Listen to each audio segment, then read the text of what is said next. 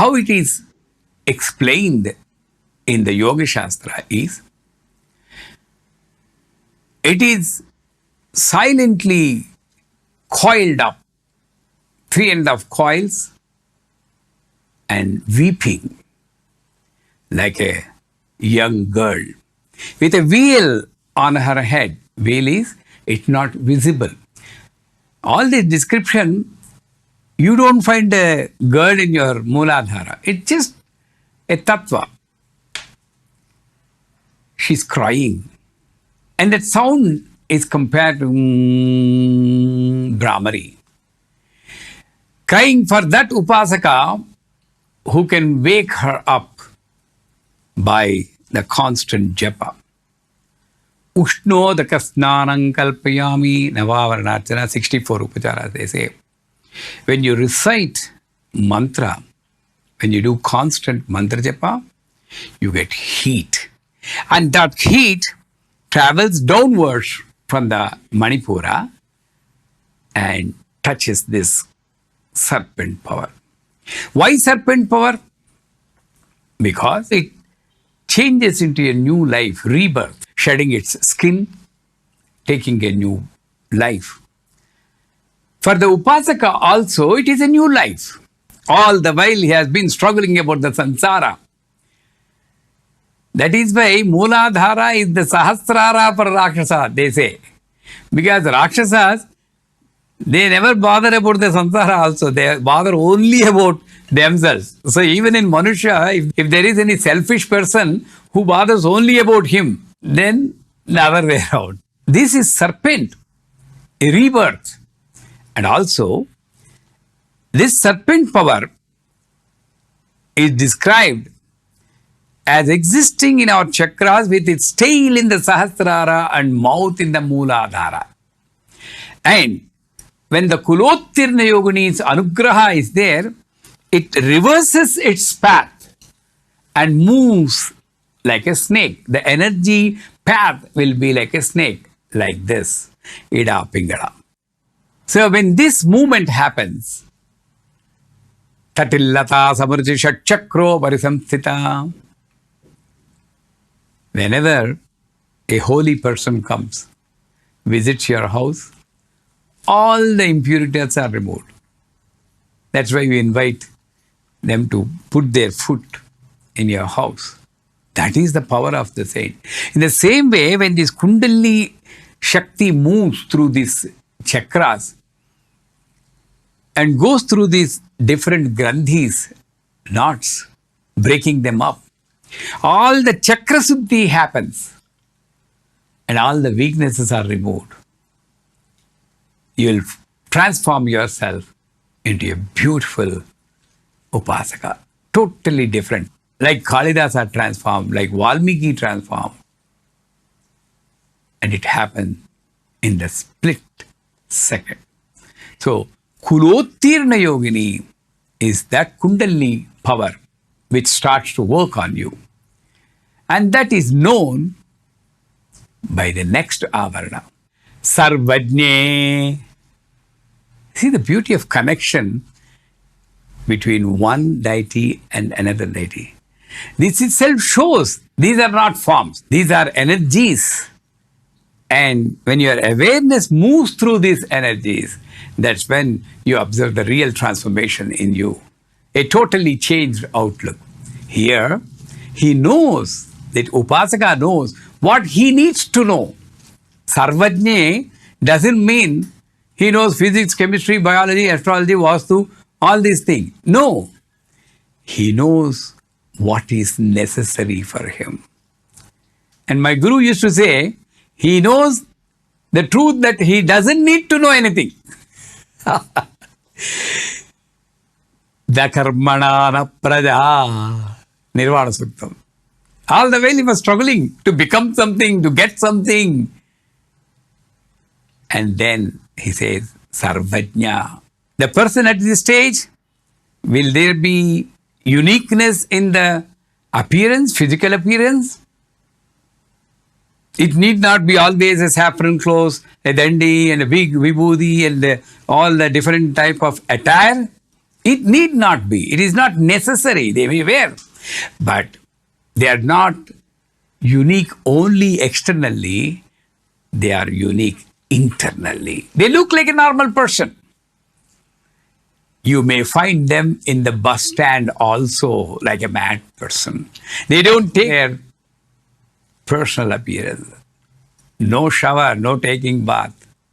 Still when you go to them, nice fragrance comes. We apply so many deodorants, still you can't bear the other person. That is the greatness. See, Rama is a avatar of Vishnu, right?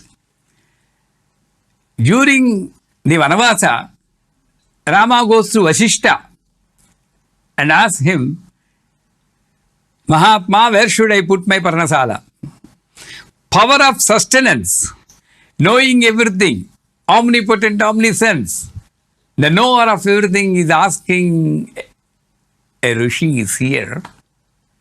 Where should I keep my Parnashala?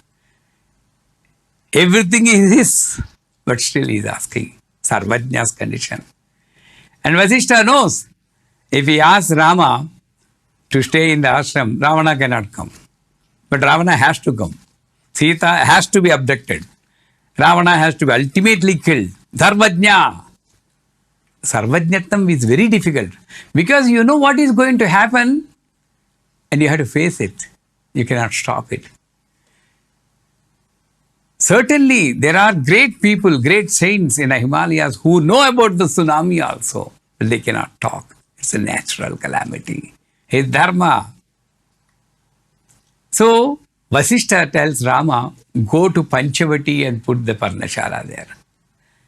They say, hey, Rama smiles. I know what you are planning for. Both these Sarvajnas know what is going to happen, but they play their role as if they know nothing. That is the Sarvajnatvam. There is a saying in Telugu, Nindu Kunda Tonakadu. If you know everything, you don't appear to know everything. It's a normal person. Once in Devipuram, my Guruji and myself were sitting. A lady from a village came to my Guruji. Where is that Guruji who solves all the problems? My Guruji looked at me. And he says, I am the Guru. You're not Guru. You don't appear like a Guru. Well, I'll be like that only, but I am the Guru. She was surprised. Sarvajna need not be known to everybody. Like a God. God knows everything. Is he appearing always before you? Yes and no. Appearing in different form, but you are not knowing. So what happens when this Sarvajnatvam comes to you? In this body, previously Panchabhautika, Deha. Dashyate iti dehaha, shiryate iti sariraha, it is going to perish once. Because you are connected to the body. The same body, you are experiencing Pancha Brahmas. Who are the Pancha Brahmas? Brahma, Vishnu, Rudra, Ishvara, Sadashiva. These are the Pancha Brahmas. You experience everything. When you recite Gayatri, you don't look at the sky and say Bhur Bhuva Swaha. You experience the 7 lokas inside you. Bhu, Bhuva, Swaha, Maha, Janaha, Tapaha, Om Satyam, Tat Savitur Varenyam. The entire, that's why this chakra, Yogini name is Nigarbha Yogini. Previously also we are in the mother's womb. We told, physical mother's womb, we are coming out. There is no coming out of this womb. Vishwayoni. Always in the Garbha. Vishwagarbha, Swarnagarbha. She is always protecting you. Like the mother and the child. Mother is Sarvajna. In the physical world also, the mundane world also, mother is Sarvajna when you are a child. Because mother has created you. She knows what you want. When you are in mother's womb itself, she knows what you want and what you don't want also. In the same lines, the universal mother, does she not know what you want? That is why indirectly she told about her, my child, whom you are going to worship, Sri Mata. I am an auspicious mother for you. When I call myself mother, you should understand, I am the same mother who woke you up when you are sleeping because it is time for feeding you. I am the same mother who refused to give ice cream to you when you are having cold. It's for protection. Why are you crying when I am not fulfilling your desires? Don't you apply the same rule and think that mother may be thinking that this desire is not necessary for me. This sarvajñatvam comes there.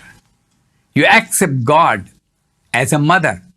Because in the Kulottinda Yogini, the fear is gone.